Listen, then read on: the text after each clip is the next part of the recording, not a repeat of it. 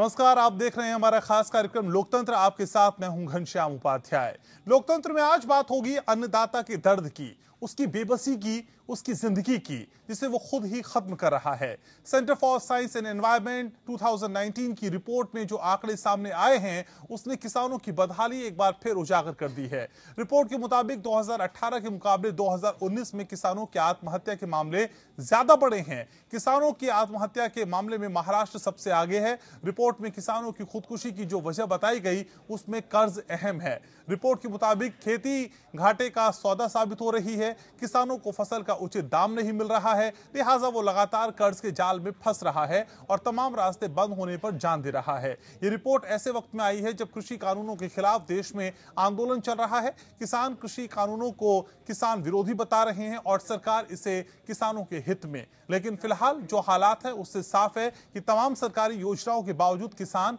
हताश है, परेशान है। बड़ा सवाल है कि आखिर किसानों की आत्महत्या का ग्राफ क्यों बढ़ रहा है। इसकी तमाम वजह जानने की आज कोशिश करेंगे, लेकिन उससे पहले आपको ये रिपोर्ट दिखाते हैं।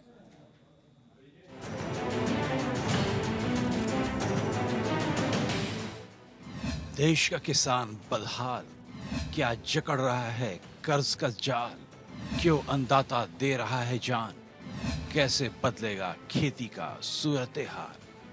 कृषि कानूनों को लेकर किसान आंदोलन की राह पर है। भविष्य की बेहतरी के लिए वे अड़े हैं, डटे हैं। सरकार कृषि कानूनों को बड़ा बदलाव मान रही है, तो किसान इन कानूनों से डरे हैं, सहमे हैं। क्या कृषि कानूनों से वास्तव में खेतीबाड़ी की दशा और दिशा सुधरेगी या फिर पहले वाली स्थिति ही ज्यादा बेहतर है? यह सवाल इसलिए खड़े हो रहे हैं क्योंकि तमाम कृषि कानूनों, सरकारी योजनाओं के बावजूद किसान हताश है और इस हताशा में वो जान दे रहा है। Centre for science and environment की 2019 की रिपोर्ट के मुताबिक 2018 के मुकाबले 2019 में किसान की आत्महत्या के मामले बढ़े हैं। कई राज्यों में खेत मजदूर की आत्महत्या के मामले में भी चिंताजनक बढ़ोतरी हुई है। CSE के वरिष्ठ निदेशक रिचर्ड महापात्र ने किसानों और खेती मजदूरों की आत्महत्या की वजह बताई। उनके मुताबिक खेती घाटे का सौदा साबित हो रही है। हर किसान पर करीब 74,000 रुपए का कर्ज है। फसल की उचित कीमत नहीं मिलती। किसान पर कर्ज बढ़ता ही जा रहा है। किसान आत्महत्या जैसा कदम उठाते हैं। Centre for science and environment 2019 की रिपोर्ट के मुताबिक रोजाना 28 किसान और खेत मजदूर आत्महत्या करते हैं। 2018 की तुलना में 2019 में आत्महत्या के मामले बढ़े हैं। 2018 में 5,763 किसानों ने आत्महत्या की। 2019 में 5,957 किसानों ने आत्महत्या की। 2018 और 2019 में किसानों की आत्महत्या के आंकड़े पर गौर करें।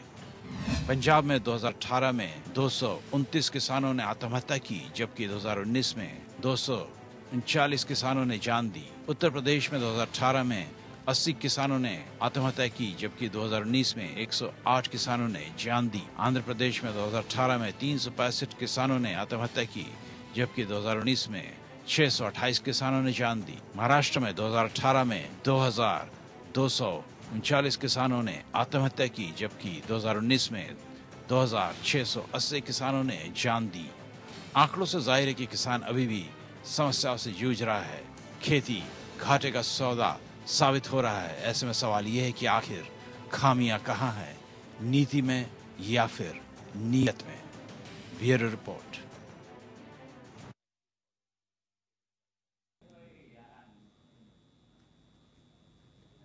तो आखिर इस रिपोर्ट के पीछे की वजह क्या है और आखिर इससे निपटने का उपाय क्या है, जानने की कोशिश करेंगे। मेरे साथ बेहद खास मेहमान जुड़ रहे हैं, परिचय आपको करा दूं। मेरे साथ रिचर्ड महापात्रा जुड़ रहे हैं, जो सीनियर डायरेक्टर हैं CSE के। JP मीणा साहब जुड़ रहे हैं, पूर्व कृषि सचिव हैं। धर्मेंद्र मलिक मेरे साथ जुड़ रहे हैं, प्रवक्ता हैं भारतीय किसान यूनियन के। और राकेश सिंह भारतीय जनता पार्टी से मेरे साथ जुड़ रहे हैं। आप सभी का बहुत बहुत स्वागत। सबसे पहले रिचर्ड महापात्रा, आप ही के पास आना चाहूंगा। सर, आपकी रिपोर्ट आत्महत्या के लिहाज से इस कॉन्टेक्स्ट में किसानों की क्या कहती है, जरा तफसील से बताइए। जैसे ये रिपोर्ट में पाया गया है और ये सारे सरकारी आंकड़े हैं कि आप देखेंगे तो 1 घंटे में एक फार्मर सुसाइड करते हैं। और ये जो नेशनल क्राइम रिकॉर्ड ब्यूरो की रिपोर्ट है जी, इस पे आत्महत्या का रीजन नहीं बताते।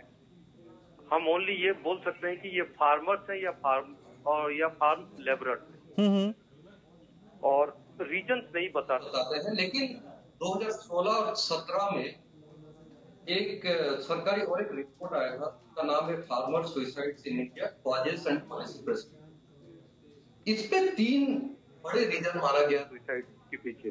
फार्मर इतना क्यों सुसाइड करते हैं जी। जो पहला रीजन, जो सबसे बड़ा रीजन है था कि क्रॉप फेलियर होना, अनसीजनल रेन या जो भी नेचुरल इसकी वजह से क्रॉप फेलियर एक बड़ा मुद्दा।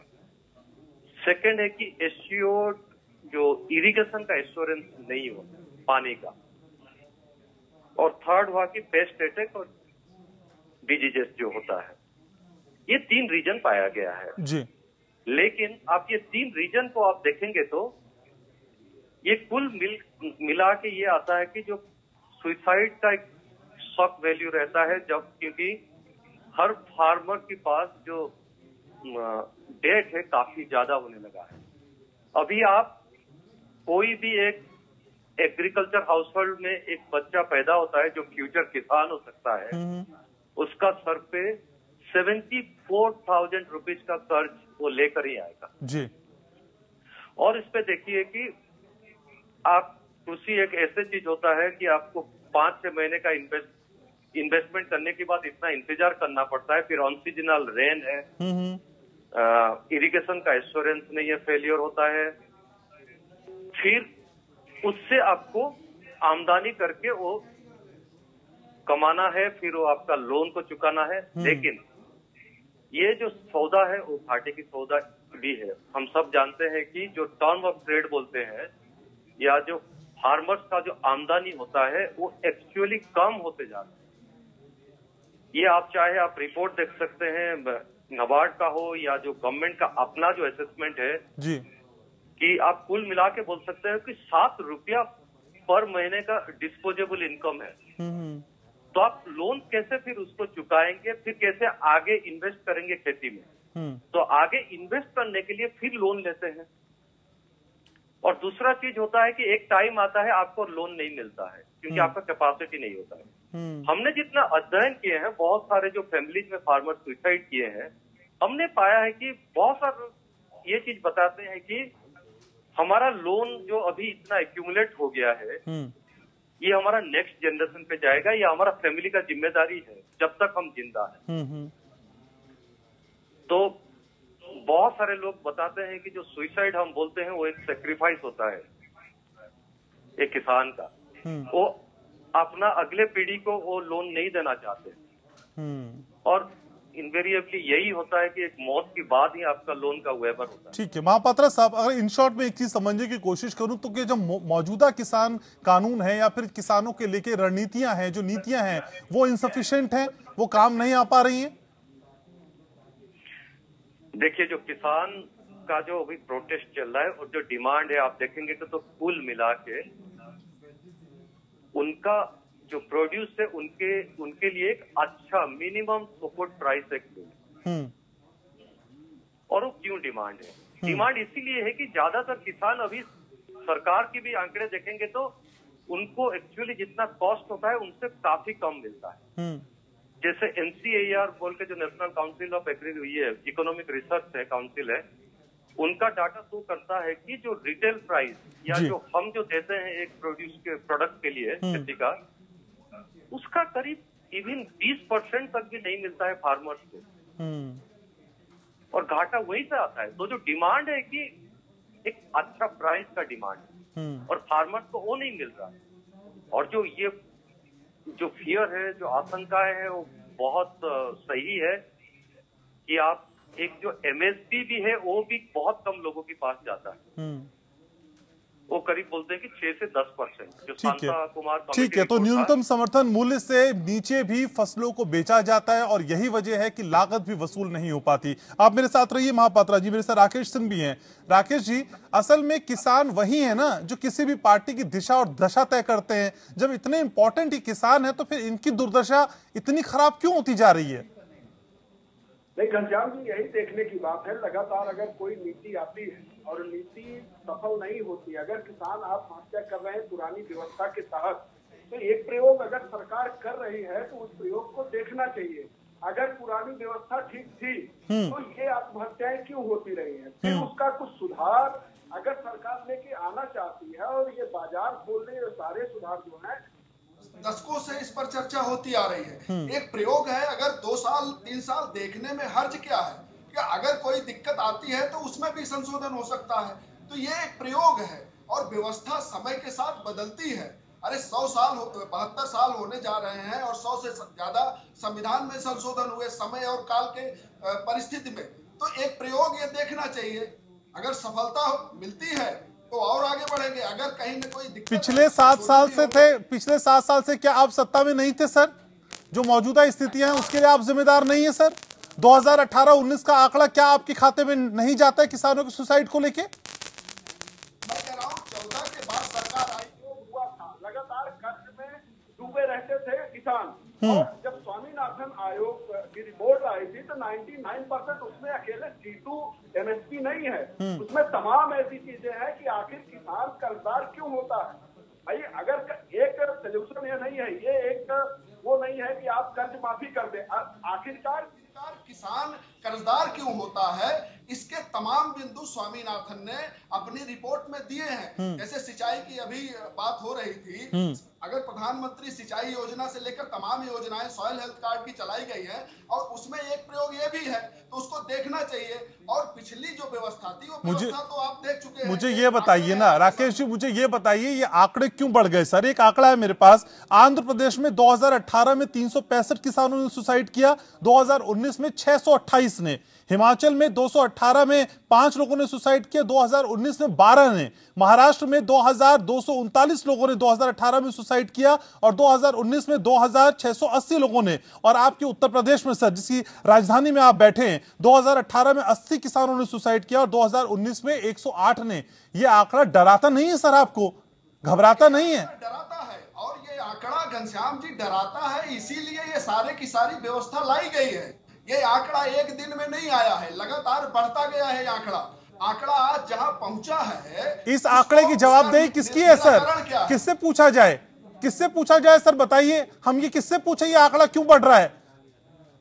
ये आंकड़ा आप हमसे पूछिए, हम बता रहे हैं कि अगर किसान लोन की किसान आत्महत्या करता है और जब सियासत होती है तो चुनाव से एक साल पहले कर्ज माफी की जाती है। अब ये व्यवस्था हर फसल के बाद 6,000 अगर महीने 6,000 अगर साल किसानों के सीधे खाते में जा रहा है, वो सहयोग का, वो उसको एक सपोर्ट देने का एक प्रयास है। ये प्रयास सब चल रहे हैं और ये जो कानून आए हैं वो भी उसी प्रयास के तहत हैं। आखिरकार किसानों के पास श्रम है, पूंजी नहीं है, तो पूंजी जिसके पास है उससे किसानों को डराया क्यों जा रहा है? ये दिक्कत है। ठीक है, आप मेरे साथ रहिए। धर्मेंद्र मलिक मेरे साथ हैं। धर्मेंद्र जी, शायद ही किसी पार्टी के चुनावी घोषणा पत्र में किसानों को लेकर एजेंडा तय न किया जाता हो, लेकिन किसानों का अपना एजेंडा तो बहुत बेकार हो गया सर। जाने लगातार जा रही है और सुसाइड किया जा रहा है। इसकी मूल वजह आपको क्या समझ में आती है?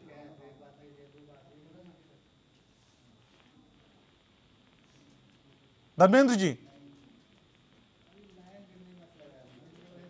धर्मेंद्र मलिक तक शायद आवाज नहीं जा रही है। जेपी मीणा साहब मेरे साथ हैं, पूर्व कृषि सचिव हैं।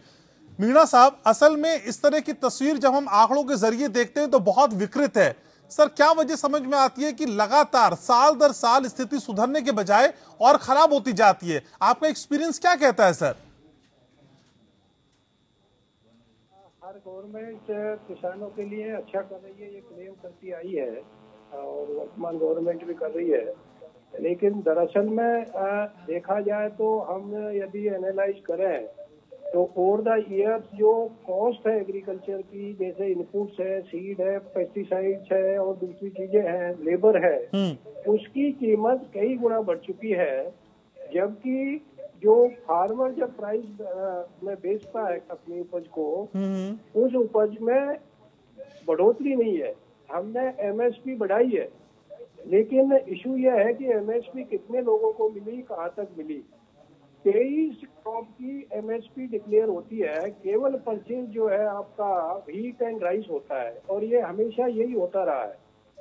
इस साल भी यदि आप देखें कि मक्का की जो पैदावार थी MSP 1800 रुपए थी, लेकिन बाजार में 1100-1200 रुपए में बिकी है और कोई MSP पे किसी भी स्टेट में परचेज नहीं हुई। बिल्कुल। दूसरा सवाल यह है कि जब भी कोई चीज की क्रॉप की प्राइस बढ़ती है, जैसे ऑनियन की बढ़ती है, तो कंज्यूमर को प्रोटेक्ट करने के लिए गवर्नमेंट तुरंत एक्सपोर्ट पर बैन लगा देती है और इंपोर्ट पर ढिलाई दे देती है। इवन इस साल भी ऑनियन पे जो है शुरू में एक्सपोर्ट पर बैन लगा दिया। जो फार्मर को प्राइस मिलनी थी वो नहीं मिला जी। पल्सेज पे कनाडा से जो पल्स आती है दाल, उन पे जो है ड्यूटी कम कर दी। तो ये चीजें ऐसी हैं कि फार्मर्स को जब अपनी उपज की जो इनकम मिलनी चाहिए वो नहीं मिल पाती है, और ये सारा इर्रेस्पेक्टिव ऑफ गवर्नमेंट होता है। ये नहीं कि यही गवर्नमेंट कर रही है, पहले भी ऐसा होता रहा है। जब फार्मर का दाम बढ़ने लगता है तो उस पे जो है वो इंपोर्ट एक्सपोर्ट और ये बैन आ जाते हैं, लेकिन जब वो उसकी प्राइस गिरती है तो उसको सपोर्ट देने वाला कोई नहीं है, केवल राइस और व्हीट को छोड़ करके, वो भी गिने चुने स्टेटों में। लेकिन मीणा साहब, असल में नीतियों का झोल है क्या सर? नीतियों में कहाँ वो लूप पॉइंट्स है, कहाँ वो गड्ढे हैं जिन्हें भरने की जरूरत है? कृषि प्रधान देश जिसकी 60% से ज्यादा अर्थव्यवस्था कृषि पे डिपेंड करती हो, वहां किसानों का ऐसा हाल, नीतियों में कहाँ लूप होल्स हैं सर? लूप होल्स इसमें कई जगह है। एक तो हमारी जो नीतियां हैं हम अनाउंस करते हैं लेकिन उनको सीरियसली इम्प्लीमेंट नहीं करते। जैसे MSP का ही ले लो, जब 23 क्रॉप्स की हम MSP डिक्लेयर कर रहे हैं तो गवर्नमेंट को ये करना चाहिए कि 23 क्रॉप नहीं तो कम से कम 15-16 क्रॉप का तो हम एश्योर करें कि खरीदेंगे। इसके साथ ही हमें जब और चीजों पे जब फार्मर की प्राइस को हम कंट्रोल कर सकते हैं तो जो इनपुट कॉस्ट है उसको भी तो हम किसी तरह से सपोर्ट करें फार्मर को, और ये मैकेनिज्म करें। जो हो सकता है कि डायरेक्ट ट्रांसफर के थ्रू या दूसरे बहुत सारे तरीके हैं जिसमें आप FPO बना करके और उस कॉस्ट को कम करते हैं, लेकिन वो सिंसियर एफर्ट होना चाहिए उसको करने का। और हम जो ये कहते हैं कि भाई कर्ज वो लेता है, ये सही है कि फार्मर को साल में 2 बार ही इनकम होती है, लेकिन उसका खर्चा तो हर दिन होता है। ठीक है। उसके अलावा उसके बच्चों की एजुकेशन से लेकर के और शादी ब्याह तक का खर्चा उसको करना पड़ता है, तो उसके लिए उसको पैसा चाहिए। जो सरकार क्रेडिट की व्यवस्था करती है वो क्रॉप के लिए तो करती है, लेकिन बाकी चीजों के उसके जो खर्चे हैं, जो उसका सपोर्ट सिस्टम है, बच्चों की एजुकेशन है, केयर है और जिसके खर्चे हैं, उसके लिए सपोर्ट सिस्टम क्रेडिट का अवेलेबल नहीं है और वो हाई कॉस्ट पे लेता है। ठीक है। और इसीलिए जब भी उसकी प्रोड्यूस होती है उसको जल्दी ये होती है कि किसी तरह बेच करके मैंने जो कर्जा लिया है उसको चुकाऊं। ठीक है, तो उम्र भर वो पिछले घाटे को ही भरने में और उसे पाटने में बिता देता है, और जब वो स्थिति नहीं होती फिर वो सुसाइड कमिट कर लेता है। यही तस्वीर उभर कर सामने आ रही है। सर आप रहिए मेरे साथ। धर्मेंद्र मलिक मेरे साथ जुड़ चुके हैं, प्रवक्ता हैं भारतीय किसान यूनियन के। धर्मेंद्र जी, असल में किसी भी पार्टी के चुनावी एजेंडे में शायद ऐसा ना हो कि किसानों का जिक्र ना हो, उनके उत्थान की बातें ना की जाती हों, लेकिन सर किसानों को लेके वो सीरियसनेस क्यों दिखाई नहीं देती? और नतीजा हम देख रहे हैं, किसानों की जिंदगी एक के बाद एक खत्म हो रही है। आपका विश्लेषण क्या कहता है? देखिए, थोड़ा सा लंबा विषय है, मैं आपको बताऊं। दिक्कत क्या है कि इस देश के जो कॉर्पोरेट है और देश की जो भौगोलिक स्थिति है वो इतनी बड़ी है, इतने क्लाइमेट है, इतने वातावरण है कि यहाँ हर 200 किलोमीटर पर जो है फसल चक्र बदल जाता है, तो वो किसी के समझ में ही नहीं आता। दूसरी बात ये है कि आप जैसे हमारे CSC के जो मित्र हैं उन्होंने बताया, उनकी बात बिल्कुल सही थी कि इस देश में किसानों को महंगाई ना बढ़े, इस वजह से कोई भी सरकार रही हो उसको लाभ देने से उसको रोका गया है। वर्तमान सरकार का ही ले लो, इराक की बड़ी बात है, महंगाई दर कितनी बढ़ी और कितना 6.9 से ज्यादा इन्होंने MSP नहीं बढ़ाया, वो भी कुछ फसलों में। अधिकतर MSP किन फसलों का बढ़ाया? सरकार खरीद, और जिनकी सरकार खरीद नहीं करती उनका भाव मिलता ही नहीं है। दूसरा जो कर्ज की बात है, आज किसान को स्थिति होगी कि एक कर्ज चुकाने के लिए किसान को दूसरा कर्ज देना पड़ता है। व्यवस्था क्या है? व्यवस्था है कि किसान क्रेडिट कार्ड है, एक दिन के लिए जमा करना पड़ता है। 1 लाख रुपए का क्रेडिट कार्ड है तो वो 31 मार्च को आपको रिन्यूएबल करके जमा करना पड़ेगा। किसान के पास पैसे नहीं है तो सरकार के पास जाता है, 1 लाख रुपए एक के लिए बुंदेलखंड में 1,10,000 रुपए तक देता है, उसको वो 1,10,000 एक दिन के लिए 10,000 रुपए देता है। 8,000 रुपए मैनेजर के होते हैं, उसका लाख का कर देता है। मलिक साहब आऊंगा, आपकी आवाज एकदम प्रॉपर ढंग से पहुंच नहीं पा रही है, आपकी आवाज को दुरुस्त करते हैं फिर लौटता हूं। सभी खास मेहमान लगातार हमारे साथ बने हुए। सीएसी की सालाना रिपोर्ट की जो बताता है कि असल में किस तरीके से साल दर साल किसानों के आत्महत्या का आंकड़ा बढ़ता जा रहा है और बहुत भयावह है। कई आधार पर उन्होंने असल में इसकी रिसर्च की और ये रिपोर्ट सामने आई है जो बताती है कि किसानों की हालत हमारे देश में क्या है। यही जानने की कोशिश कर रहे हैं। सभी खास मेहमान लगातार हमारे साथ बने हुए। रिचर्ड महापात्रा जो कि सीनियर डायरेक्टर हैं सीएसी की, मेरे साथ जुड़े हुए हैं। रिचर्ड, असल में किस तरीके से रिपोर्ट तैयार की जाती है, कौन से वो बेस होते हैं, कैसी वो रिसर्च होती है, कौन सा वो अध्ययन होता है जिसके बाद आप इस तरह के आंकड़ों के निष्कर्ष पे पहुंचते हैं, जरा बताइए हमारे व्यूवर्स को। जैसे ये रिपोर्ट में सारे सरकारी आंकड़े को ही हम लेते हैं और ये आंकड़े को फिर हम एनालाइज करते हैं। नहीं, कुछ सर्वे करते हो, रेकी करते हो, रिसर्च करते हो, कुछ ऐसा होता है कि नहीं होता? नहीं, बिल्कुल होता है। बल्कि सारे जो बहुत सारे रिसर्चर फिर देखते हैं, सारे स्टेट में जाते हैं, उसको परखते हैं, लोगों से बात करते हैं। जैसे मैंने बताया था कि हमारा बहुत सारे लोगों से जो फैमिलीज में सुसाइड हुआ है उनसे भी बातचीत होता है कि, और फिर हमने इकोनॉमिक जितना भी डेटा होता है सरकार के पास और या कोई एजेंसी जो ये करते हैं, सरकार का जो बड़े बड़े एजेंसीज भी हैं इसमें काफी करते हैं, जैसे नाबार्ड हुआ, स्टेट बैंक ऑफ इंडिया का, बहुत सारे हैं, जैसे एग्रीकल्चरल कॉस्ट कमीशन का है, सारे करके फिर हम ये इस रिपोर्ट पे ये नतीजे पे आते हैं। लेकिन ये ज्यादातर ये सरकारी आंकड़े रखता है, लेकिन हम उसको एनालाइज करते हैं लोगों से बात करके, फिर अपना एनालिसिस उस पे लगाते हैं, फिर हम अध्ययन करते हैं, फिर इसको एक कॉन्टेक्स्ट में डालते हैं। जैसे मैं बता दूं, जैसे पहले चीज ये आया था कि सरकार, कौन सा सरकार, सारे वर्ल्ड में सरकार अपना फार्मर्स को कितना सपोर्ट देते हैं, यही अभी चर्चा चल रहा है देश में भी। मैं बताऊं कि ऐसा कोई सरकार नहीं है जो अपना किसानों को सहायता नहीं करता है, बल्कि भारत एक व्यतिक्रम है, आप मान सकते हैं। OECD बोल के एक इंटर गवर्नमेंटल थिंक टैंक है जो सारा वर्ल्ड में सारे कंट्रीज का सब्सिडी को देखता है एग्रीकल्चर के लिए और सपोर्ट को। उस पे पाया गया है कि इंडिया एक रेयर कंट्री है जो प्रोड्यूसर को सपोर्ट नहीं करता है बल्कि टैक्स करता है $20 बिलियन पर ईयर 2019 में। और सिमिलरली जैसे बात आया था कि जो हमारा MSP तय करते हैं जो एजेंसी सरकार का, जो CACP बोलते हैं, commission for agricultural cost and, वो होता है जो MSP तय करते हैं। इस बार भी जो MSP इन लोगों ने डिक्लेयर किए थे, यही चीज बोलते हैं कि जरूर MSP के लिए जो कॉस्ट है वो 3 साल पुराना कॉस्ट की बेसिस पे हम किए हैं, जो कि उसके अंदर जो पहले हमारा जो पैनलिस्ट भी बताया कि इनपुट कॉस्ट काफी आगे जा चुका है।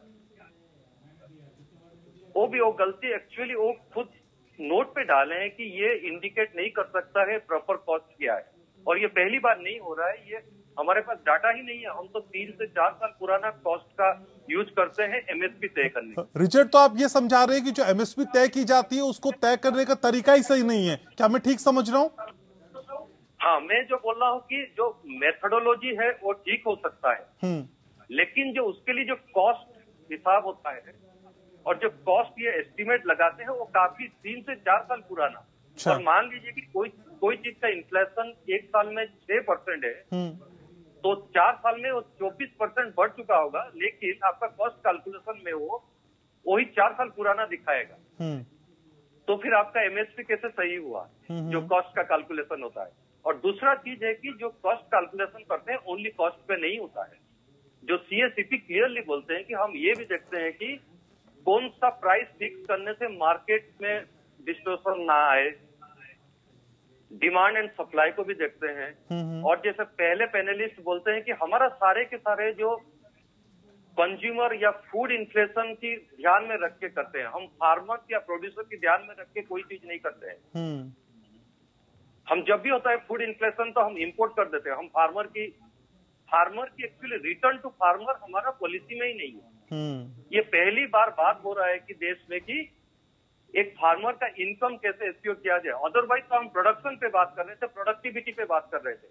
लगातार 6 साल से बम्पर हार्वेस्ट हो रहा है, फिर फार्मर्स क्यों प्रोटेस्ट कर रहे हैं रास्ते पे, और वो फार्मर्स ज्यादा से ज्यादा अपना डंप कर रहे हैं अपना प्रोड्यूस। आप देख सकते हैं इस साल गोभी भी फूल गोभी भी डंप हुआ है, हाँ, टमाटो, हुआ है, पोटाटो। हाँ, तो ये बेसिकली ये बोलता है कि फार्मर्स को अभी वो प्राइस नहीं मिल रहा है। और इस बार पहली बार एक्चुअली भारत में रिटर्न टू फार्मर पे बात हो रहा है कि फार्मर को कैसे इनकम दिया जाए, और डिमांड और प्रोटेस्ट भी उसके लिए हो रहा है। ठीक है, ठीक है महापात्रा जी, आप मेरे साथ रहिए। राकेश जी, असल में किसानों की नीतियां तय करते वक्त किसानी हाशिए पे, मतलब किसानों को बिना प्रायोरिटी के, बिना प्राथमिकता पे रखे हुए उनके लिए चीजें तय की जा रही हैं। रिचर्ड कुछ ऐसा ही समझाने की कोशिश करे, काउंटर करिए आप राकेश जी। नहीं, रिचर्ड जी सही कह रहे हैं, लेकिन ये भी ध्यान रखना पड़ेगा कि एमएसपी मान लीजिए कि आपके फार्मूले पर तय कर दी जाए, तो एमएसपी पे खरीद अगर सरकार करती है तो कितना करती है? 6% आंकड़ा जो है, 2% और मान लीजिए, 92% लोग बाजार के हवाले रहते हैं, और करीब करीब 40% सब्जियां फल जो है वो बर्बाद होती है। और दूसरी स्थिति की श्रम और पूंजी दो चीजें हैं। इस जब से 90 के बाद से जब से उदारीकरण शुरू हुआ है, तब सारे के सारे सेक्टर पूंजी के और बाजार के साथ कदमताल कर रहे हैं। किसानों को मंडियों के हवाले कर दिया गया है। आखिरकार पूंजी से किसानों को डराया क्यों जा रहा है? हर सेक्टर में वही पूंजीपति है, वही पूंजी है, और किसानों के साथ किसानों को जरूरत पूंजी की है। वो जरूरी नहीं को सरकारी ही पूंजी हो। अगर किसी के पास पूंजी है और सरकार किसान के साथ वो 2 कदम चलना चाहता है, तो इसमें दिक्कत क्या है? दिक्कत है 92% जो लोग बाजार के हवाले हैं। और तीसरी स्थिति, मैं एक उदाहरण दे रहा हूँ। तो अभी भी आपको पूंजीपतियों की फिक्र है, किसानों की नहीं है राकेश जी? नहीं, आप समझ नहीं पा रहे हैं। नहीं, आप समझा नहीं पा रहे हैं, आप समझा नहीं पा रहे सर। बीजेपी का ये तरीका बहुत अच्छा है, जब अपनी बात रह समझा पाए तो दूसरे को कहते आप समझ नहीं पा रहे। ना मैं समझ पा रहा हूँ, ना देश के किसान समझ पा रहे हैं, जो सीमाओं पे किसान बैठे ना वो समझ पा रहे हैं। सर आपकी बात है ही ऐसी जो कोई समझ नहीं पा रहा, समझाइए ना सर, आप ही की जिम्मेदारी है समझाना। नहीं, मैं समझा रहे हैं, समझ रहे हैं, ऐसा नहीं है। समझाने की एक प्रक्रिया होती है ना, समझाने की एक प्रक्रिया होती है। किसान को मलिक साहब आ रहा हूँ, मलिक साहब आप ही के पास आऊंगा, इसके बाद आप ही के पास आ रहा हूँ। घनश्याम जी, किसान को चाहिए क्या? उसके दाम, उससे जो प्रोडक्ट है उसका सही दाम मिले, और सही दाम कौन दे सकता है? सरकार के ही जिम्मे है। 6% 7% वो खरीद रही है, 92% वो बाजार के हवाले है। और आप कह रहे हैं कि पूंजीपतियों को दूर रखिए। अरे जिसके पास पूंजी, हमारे पास श्रम है, किसी के पास पूंजी है, हमको पूंजी की जरूरत है, उसको श्रम की जरूरत है। किसानों को पूंजीपति नहीं चाहिए सर, किसानों को पूंजीपति नहीं चाहिए, वो चीज जो चाहिए नहीं, आप क्यों थोप रहे सर? पूंजी आप समझ लीजिए, पूंजीपति नहीं, किसान को दाम चाहिए ना। आप बताइए, दाम चाहिए कि नहीं चाहिए? मलिक साहब से रिस्पॉन्ड करवा लेते हैं, मलिक साहब से जवाब ले लेते हैं। धर्मेंद्र मलिक प्लीज रिस्पॉन्ड करिए। पूंजीपति तय करेगा। किसान एमएसपी मांग रहा है, बोलते नहीं है। एमएसपी बहुत अच्छी चीज नहीं है, लेकिन जो आपको धर्मेंद्र मलिक, राकेश जी एक एक करके बात नहीं आएगी समझ में। मलिक साहब बोलिए, फिर मैं आपके पास ही आऊंगा। राकेश जी, मैं राकेश जी से ये पूछना चाह रहा कि देश का किसान लंबे समय से इस बात की लड़ाई लड़ता है कि जो एमएसपी मिलता है वो ठीक नहीं है। एक कमेंट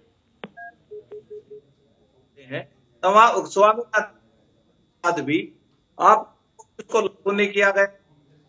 इन्होंने क्या किया कि A2+FL हमने C2+50 का कमेटी की रिपोर्ट लागू कर दी, और इन्होंने जो साल में वो उतना भी नहीं, महंगाई बढ़ी।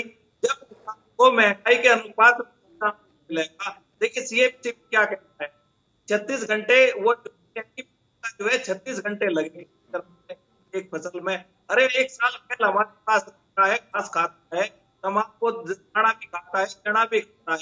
एक साल हम उसका कैलकुलेटिव फार्मूला क्या है, वो कहता है, एक बोर्ड है किसान के लिए बना है, ये कहता है कि भाई सप्लाई एक्सपोर्ट में पड़े, ये तमाम चीजें देखता है। तो मैं यही कहता हूँ, सन 67 में जब CACP बना और वेतन आयोग बना, सब क्या स्थिति थी, 2.5 कुंटल गेहूं 1 तोला सोना था, और अब कितने गेहूं बेचने खरीदने के लिए। तो जो गैप है, गैप इतना बढ़ दिया गया कि दूसरी वस्तुएं और फसलों के बीच में 100% का गैप आ गया। तो जहां में कृषि मंत्रालय का पेपर है, गोपाल शास्त्री कृषि मंत्री थे, पर 3 पर लिखा है कि किसानों को अन्य वस्तुओं के 12% कम दाम दिया। 7 साल में वो गैप आता है, यानी कि आपका जो कला के रुपए बढ़ेंगे, किसान के ठीक है धर्मेंद्र मलिक जी, ठीक है, आपकी बात पूरी हुई सर। मेरे साथ जेपी मीणा साहब भी हैं। मीणा साहब, आखिर एमएसपी तय होने के बावजूद भी किसानों को प्रॉपर तरीके से एमएसपी का फायदा क्यों नहीं पहुंच पाता है? कि व्यापारी और जो बिचौली हैं वो इतने हावी कैसे हो जाते हैं कि किसानों को मन चाहे दाम पे उनकी किसानों की फसल खरीद ली जाती है, उनका शोषण किया जाता है? ये एमएसपी फिर है क्यों सर? ये सवाल यही है एक्चुअली कि एमएसपी को यदि गवर्नमेंट इम्प्लीमेंट नहीं करती तो डिक्लेयर क्यों करती है? क्योंकि एमएसपी अनाउंस होने के बाद में फार्मर अपनी क्रॉपिंग पैटर्न को डिसाइड करता है और ये मान के चलता है कि मुझे क्रॉप जब आएगी तो इतना दाम मिल सकेगा। लेकिन सरकार के पास में क्योंकि न तो इतनी पूंजी है, नहीं भंडारण है, और दूसरी समस्या है कि खरीदने के बाद में उसको कैसे डिस्पोज ऑफ करे, इसलिए बाकी जो क्रॉप है, स्पेशली जो मोटे दाने की क्रॉप है, बाजरा है, ऑयल सीड्स है, दालें हैं, इनकी एमएसपी पर खरीदारी नहीं करती जबकि बहुत ही ज्यादा संकट की स्थिति पैदा नहीं हो जाए। दूसरा मैं ये कहना चाहूंगा एक्चुअली कि वर्ल्ड में कहीं भी चाहे कितनी भी पूंजीवादी व्यवस्था हो, फार्मर्स को हमेशा गवर्नमेंट का प्रोटेक्शन रहा है और कहीं भी उसको प्राइवेट सेक्टर के ऊपर में नहीं छोड़ा, चाहे वो अमेरिका हो, चाहे कनाडा हो, या ब्रिटेन हो, या फ्रांस हो। वहाँ पर हमसे कई गुना ज्यादा वो फार्मर्स को सपोर्ट करते हैं और सब्सिडी देते हैं। यहाँ तक कि प्राइस मेंटेन करने के लिए अमेरिका ने कई बार गेहूं को समुद्र में डंप कर दिया है, फसलें जला दी है, और फार्मर्स को वो सब्सिडी देते हैं। कॉस्ट जो उनकी है और जो मार्केट में उनको प्रॉफिट मिलना चाहिए, उस गैप को सरकार मीट करती है। उनका सिस्टम बड़ा फेयर है और वो सब फार्मर्स को कवर करते हैं। हमारे यहाँ एक्चुअली हम वादे बहुत करते हैं लेकिन उनको सीरियसली इम्प्लीमेंट नहीं करते क्योंकि हमारे पास रिसोर्स नहीं है। दूसरा है कि हमारी जो एग्रीकल्चर, घनश्याम जी मैं 2 मिनट चाहूंगा। जी कहिए सर, कहिए। हमारी एग्रीकल्चर का जो आप उन्नति देखें, वो थी एक्चुअली फूड स्केर्सिटी को मीट करने की, और हमारा ऑब्जेक्टिव था कि हम किस तरह से फूड सिक्योरिटी देश के लिए इंश्योर करें।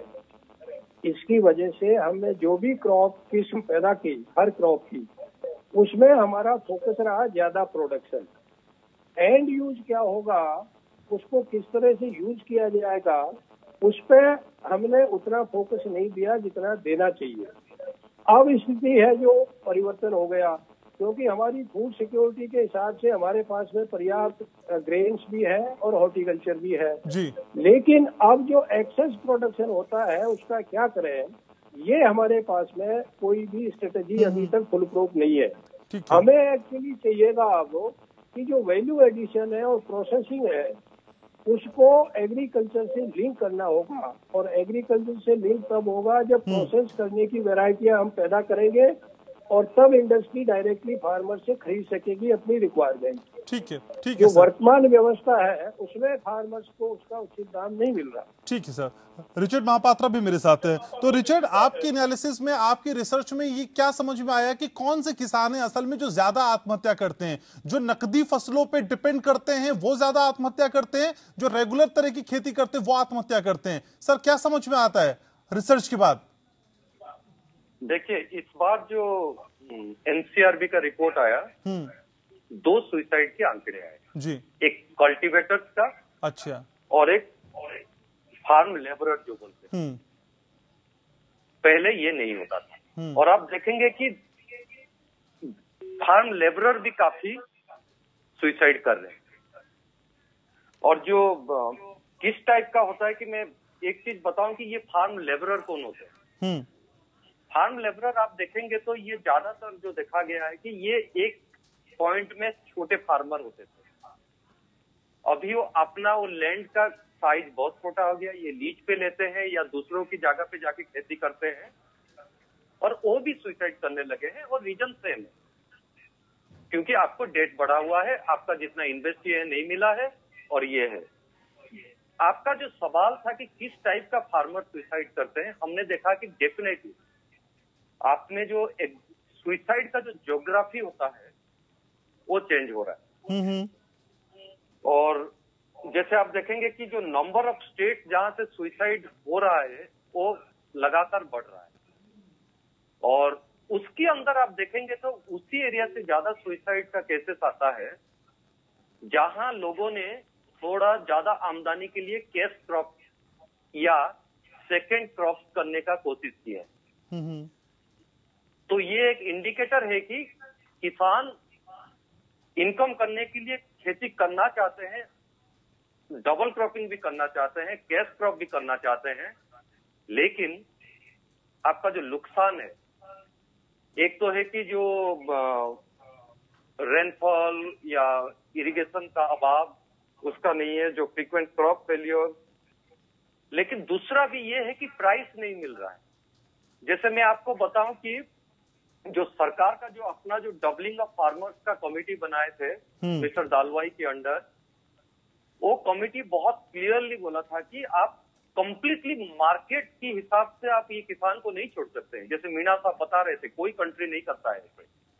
और ये हमारा जो सरकार का डबलिंग ऑफ फार्मर्स कमेटी ने भी ये बोला था जी कि आप मार्केट में नहीं छोड़ सकते हैं किसान को।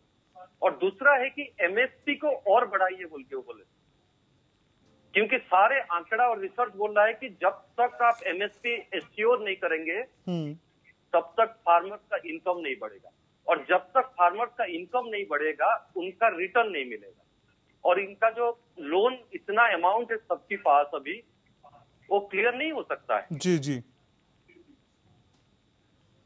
ठीक है सर, आप मेरे साथ रहिए।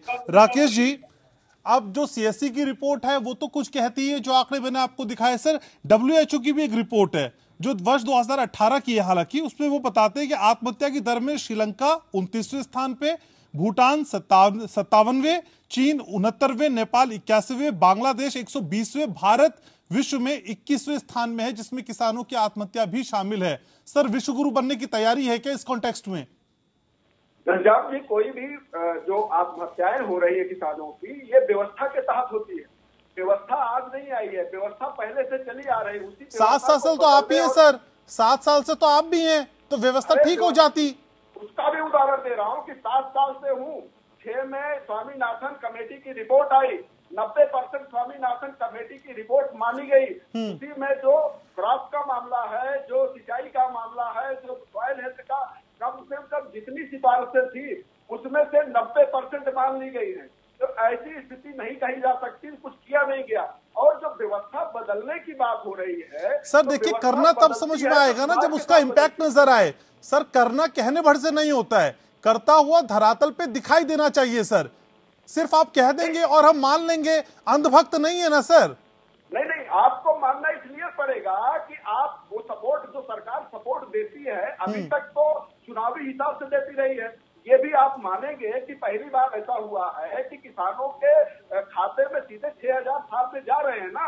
अब उसको बढ़ाने की बात कर सकते हैं, उस व्यवस्था परिवर्तन की बात कर। एमएसपी के भरोसे एक चीज जान लीजिए कि एक प्रयोग जो एमएसपी को एश्योर करने का था कि उसकी गारंटी जो मांग हो रही है ये करना, महाराष्ट्र में कानून आया था, 1 साल की सजा, 50,000 का जुर्माना, 2 साल तक मंडियां बंद रही और जितने व्यापारी थे वो पूंजी दूसरी तरफ, और किसान जिनकी एमएसपी पे बिक गई, बाकी लोगों की जिनकी नहीं बिकी उनकी क्या हुई, अंत में वो कानून वापस लेना पड़े। तो कुछ चीजें हैं जो आप जिसका विरोध कर रहे हैं उस पर बैठ के आप बातचीत करिए कि क्या दिक्कत है।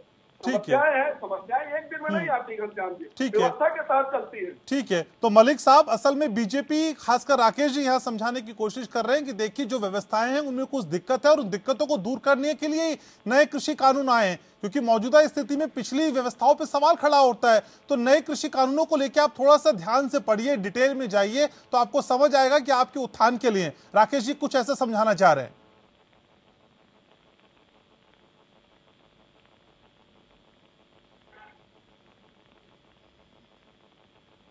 धर्मेंद्र मलिक तक शायद हमारी आवाज नहीं जा पा रही, उनसे संपर्क हमारा टूट गया। मलिक साहब, हाँ बोलिए, आ गई आवाज, बोलिए।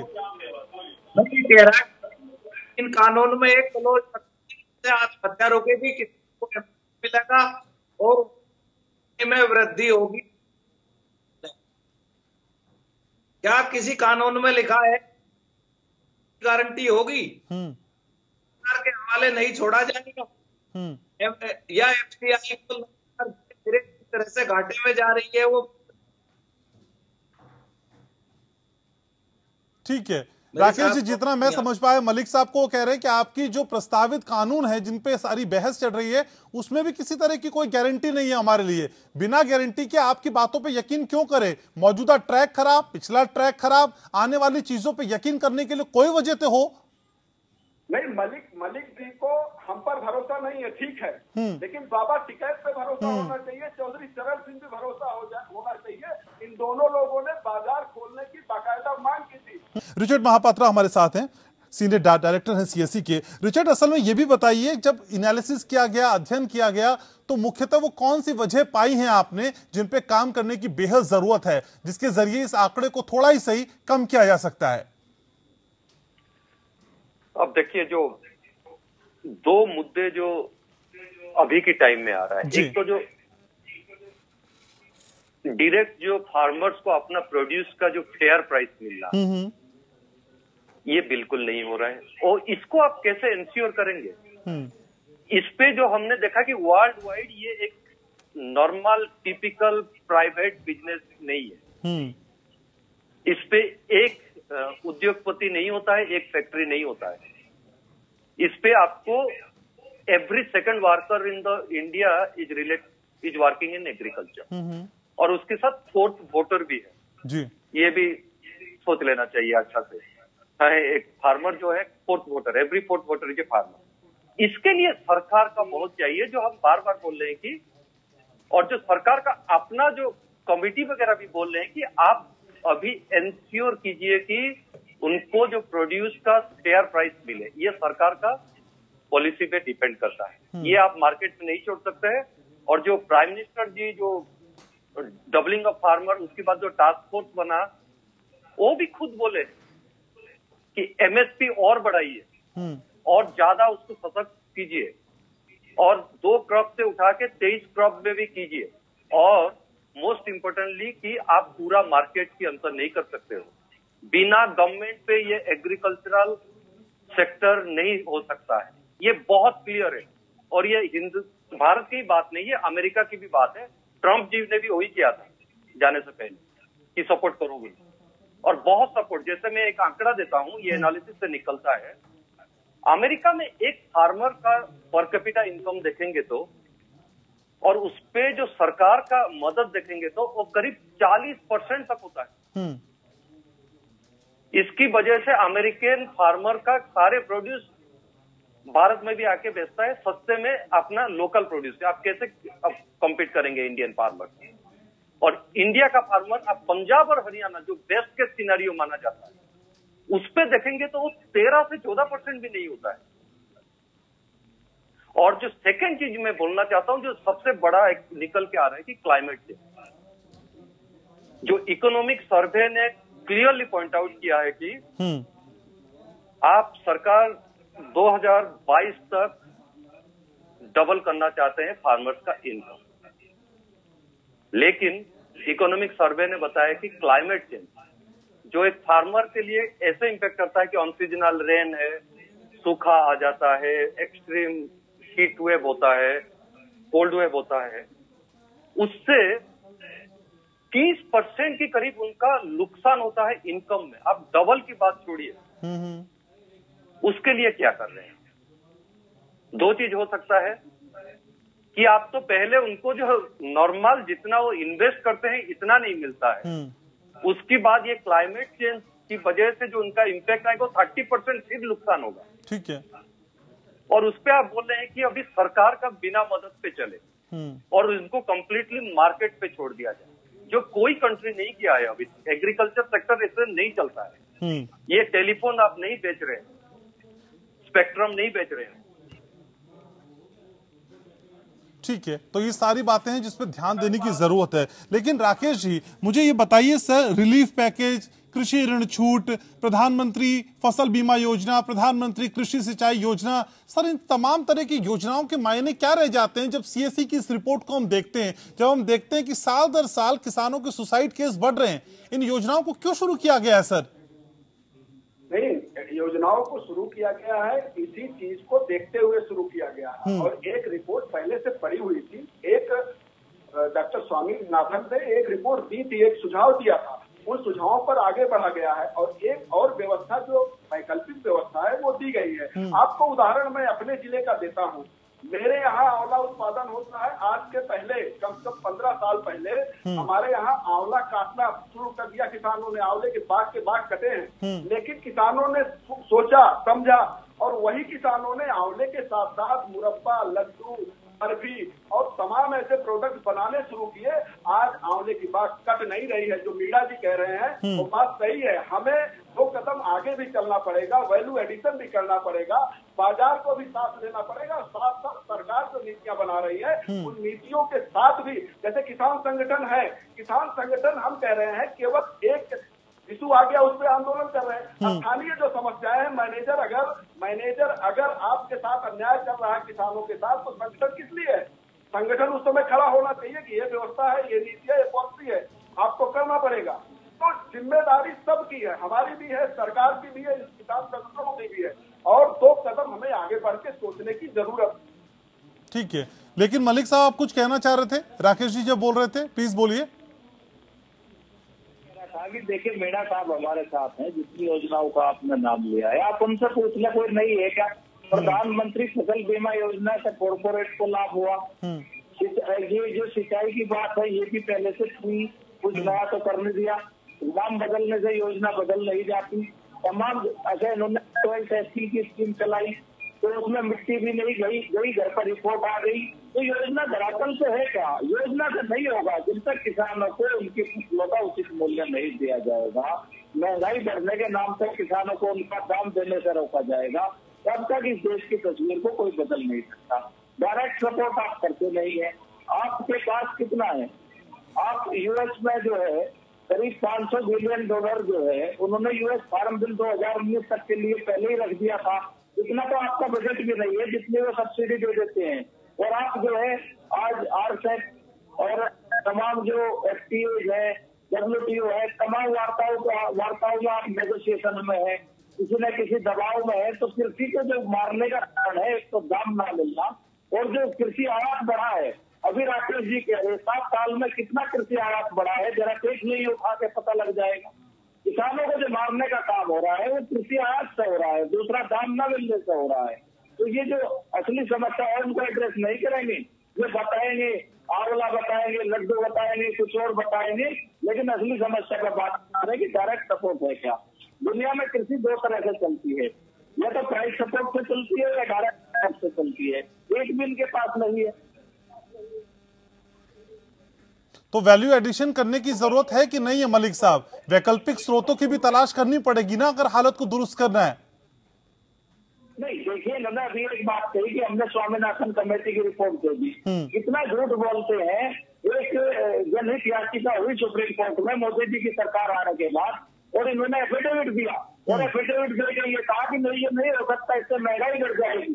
और राकेश सिंह जी बीजेपी किसान मोर्चा के साथ प्रवक्ता है, जिनके धनखड़ हुआ करते थे, ओम प्रकाश धनखड़ अध्यक्ष, वो जो है नंगे होकर प्रदर्शन करते थे कि गेहूं का रेट 2200 किया जाए, ये 2013 का है। और इनको तो बोलने का भी अधिकार नहीं। आज 1925 के रेट में 1900 में बैठे हैं, 2021 में 1900 का रेट दे रहे हो और आप बात करते हो, डिफेंड करते हो। ठीक है सर, ठीक है। मीणा साहब, उदारीकरण की जिन नीतियों को हमारे किसानों पे कई दशकों से थोपा जा रहा है, उन नीतियों का क्या मतलब है सर? कितना एक्सिस्टेंस है, कितनी प्रासंगिक है वो उदारीकरण की नीतियां? ऐसा है घनश्याम जी कि नीतियों को यदि जिस हिसाब से अनाउंस किया जाता है उस हिसाब से लागू किया जाए तो उसका फायदा हो जी। लेकिन यदि हम उनको पूरी तरह लागू नहीं करते तो वो हाफ-हार्टेड तरीके से उसका फायदा नहीं पहुंचता। मैं एक्चुअली राकेश जी के इस बात से सहमत हूं कि हमें सुधार की जरूरत है, लेकिन सुधार की जरूरत में हम ये नहीं करें कि पूरी एग्रीकल्चर को प्राइवेट सेक्टर की दया पे छोड़ दें, क्योंकि हमें कहीं न कहीं रेगुलेट करना पड़ेगा। जो आज एपीएमसी है, मार्केटिंग जो एग्रीकल्चर मार्केटिंग कमेटीज है, मार्केट है, उसमें सुधार की बहुत गुंजाइश है। आज हमारा एवरेज एरिया एपीएमसी से 500 किलोमीटर का है। एक एपीएमसी करीब एवरेज 486 किलोमीटर कवर करती है। जबकि नेशनल फार्मर कमीशन ने रिकमेंड किया है कि एक मार्केट केवल 80 किलोमीटर के रेडियस में होना चाहिए। इसका मतलब हमें एपीएमसी को बढ़ाने की जरूरत है, खत्म करने की नहीं। दूसरा ये है कि जो ये एपीएमसीज है इनमें बहुत सारी बुराइयां आ गई है, कुछ एक्सप्लॉयटेटिव एलिमेंट्स भी हैं, इसमें कोई अतिशयोक्ति नहीं है। और इवन आप देखिए कि आजाद मंडी जो है दिल्ली की, उसमें भी फेयर कम्पिटिटिव प्राइस मैकेनिज्म अभी तक लागू नहीं हुआ है, जो कि मेन उद्देश्य था ऐसे मार्केटों का जी। और ऐसी बहुत सी बीकानेर वगैरह में, राजस्थान में ऐसी बहुत सी मंडियां हैं जो रुमाल हाथ को रुमाल से ढक करके प्राइस तय करती है। ठीक है, तो इन टोटलिटी असल में सब तरीके की बातों पे ध्यान देने की जरूरत है और किसी भी पहलू को नजरअंदाज नहीं किया जा सकता। मीणा साहब, शुक्रिया आपका। सभी मेहमानों को बहुत शुक्रिया, आप चर्चा में जुड़े, अपनी राय रखी और ये बताया असल में किसानों की हालत के पीछे जिम्मेदार कौन है। आप सभी ने निकाला, आप समय बहुत शुक्रिया आपका। इसी के साथ लोकतंत्र में आज बस इतना ही।